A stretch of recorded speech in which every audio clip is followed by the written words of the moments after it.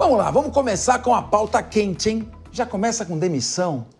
O presidente Lula demitiu, nesta terça-feira, a ministra da Saúde, Nízia Trindade, como já era esperado, para comandar esta pasta. O presidente, então, acabou anunciando o ministro de Relações Institucionais, Alexandre Padilha. A troca aconteceu após evento do governo que contou com a presença de Nízia. Nas redes sociais, o futuro ministro da Saúde publicou e afirmou que fortalecer o SUS continua sendo o foco, com atenção especial para a redução do tempo de espera. Padilha ainda elogiou a Nízia. Como que eu disse? Dá um enterro de luxo, né? Vamos dar um enterro de luxo para ela.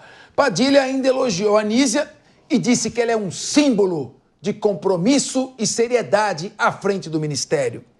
Mas vou começar com o Diego Tavares, está voltando aqui. Se ele é um símbolo de compromisso e seriedade, então por que ela foi demitida?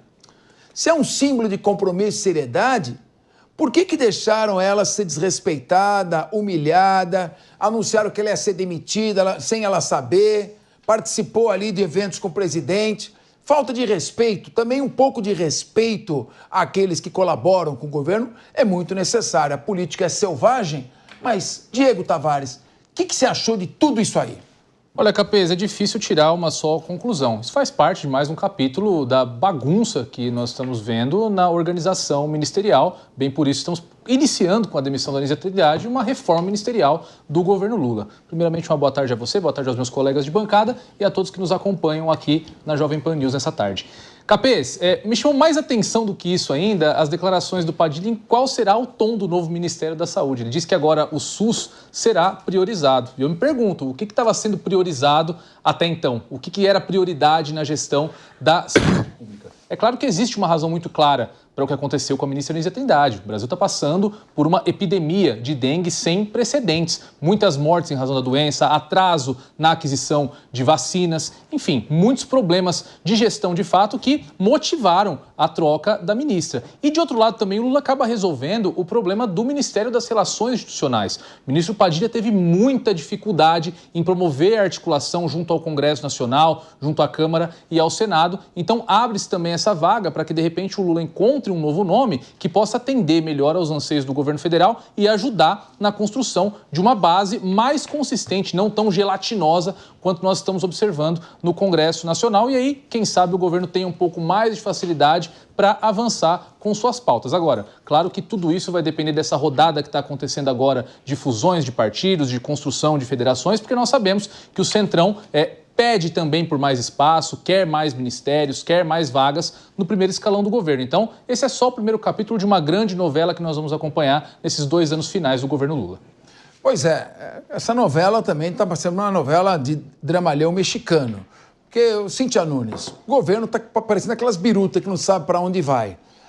O ministro da Fazenda está completamente perdido, o governo não sabe cortar gastos, não consegue diminuir o déficit fiscal, o Congresso Nacional está em cima e agora mandaram embora a Nízia Trindade e colocaram o Padilha, que estava aí nas relações institucionais, que não estava andando bem. Será que o governo vai trocar também o Padilha se o Centrão exigir? Olha só, primeiramente, boa tarde a todos, boa tarde a você que nos acompanha, boa tarde, Capês, boa tarde aos meus colegas aqui de bancada.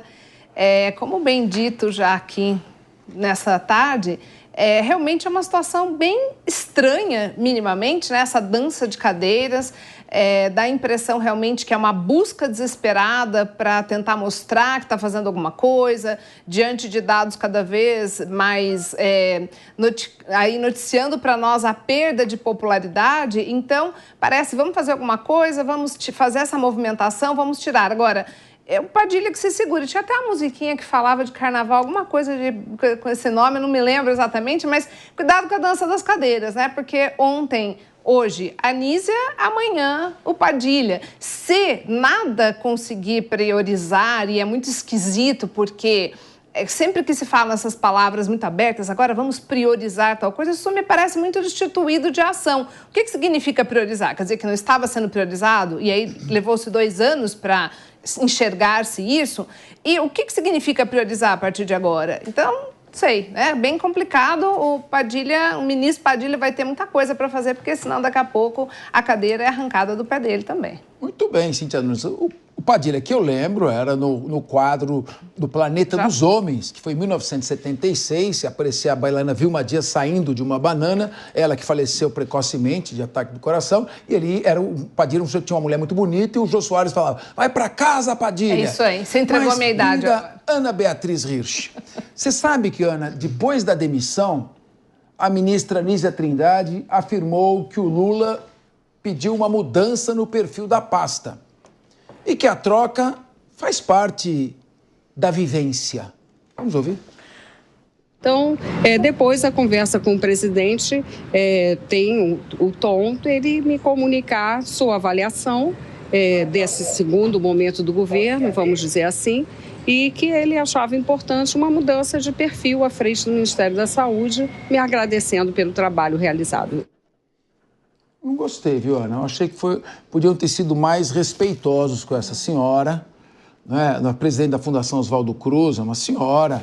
Você vai demitir, tem maneiras de fazer isso. Agora, deixar vazar, sair na imprensa antes, que a pessoa vai ser demitida, humilhá-la publicamente, acho que não deve humilhar as pessoas, não. Mas, Ana Beatriz, eu vi que você percebi que você ia falar quando vamos ouvir, mas era para ouvir a Anísia antes de você. Agora eu quero te ouvir. Eu achei que vocês iam me ouvir, entendeu? Boa tarde, Capês, boa tarde aos meus amigos, à nossa audiência. Eu também não gostei nem um pouco da forma como as coisas aconteceram. Antes de falar sobre o episódio em si, eu acho que a gente precisa lembrar um pouquinho que quando o presidente Lula assumiu o seu governo, ele deixou claro que ele ia dar maior espaço para as mulheres em cargos de primeiro escalão, que ele ia trazer as minorias para liderarem pastas importantes. E nós só temos visto ministras mulheres serem tiradas de seus cargos de forma talvez injustificada, né? A gente sabe que hoje existe uma crise no governo como um todo, não é só na área da saúde, embora a questão da dengue seja assim, muito séria e deva ser motivo de preocupação para o governo, o fato é que a ministra Anísia acabou sendo queimada, e aí, como você coloca, isso já vinha sendo discutido na mídia antes do anúncio oficial. Quem assistiu à coletiva do lançamento da vacina ontem viu o desconforto do presidente Lula enquanto a ministra Anísia falava, né? Até a postura corporal dele era de quem estava muito desconfortável de estar ali naquele momento.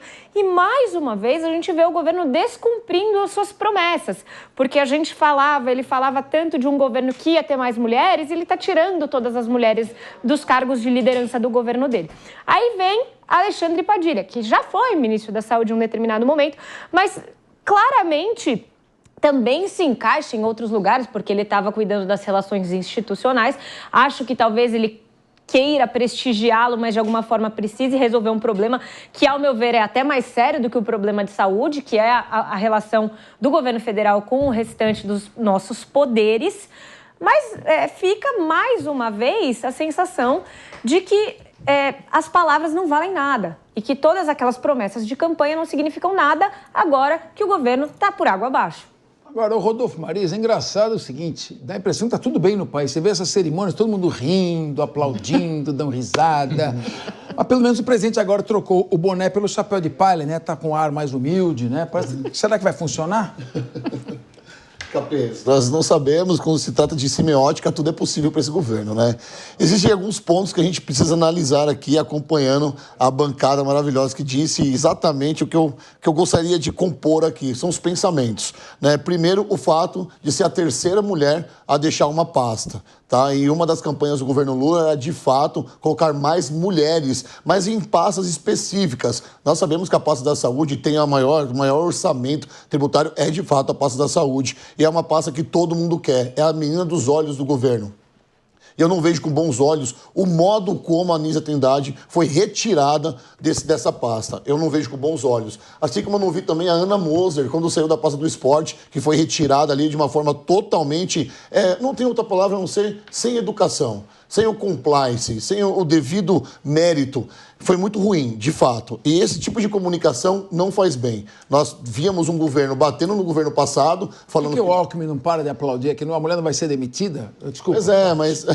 Ele tá aplaudindo a vacina. Tá aplaudindo o que já foi feito, porque ela merece, sim, muitos aplausos. Foi a primeira mulher a presidir a Fiocruz.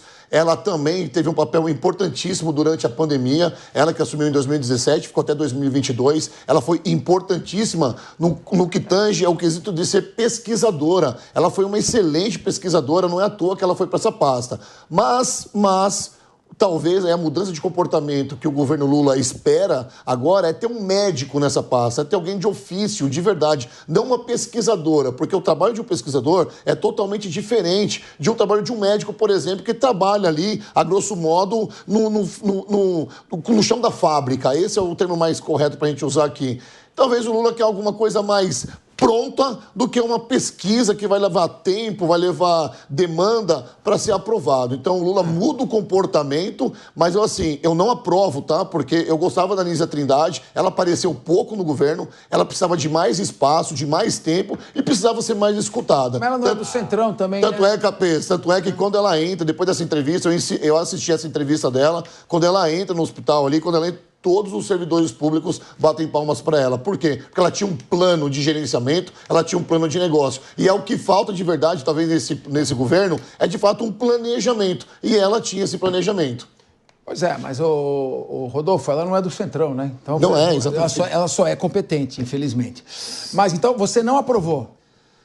Sim ou não? Você não... O modo como ela foi retirada, não fica na mureta. Eu não tô na mureta. Você não aprova? Existe várias formas de eu responder essa pergunta, Capês. Mas você... Não, a pergunta é se você não aprova? Não, eu não posso aprovar o Padilha, que já voltou, mas também não pode desaprovar, porque ele é médico, ele esteve nessa parte. Ô, Diego Tavares, você não aprova? Não, eu não aprovo. Então você não aprova, Cíntia? Eu não aprovo. Muito bem. A Cíntia não aprova. Os outros são tudo mureta. A Cíntia não aprova.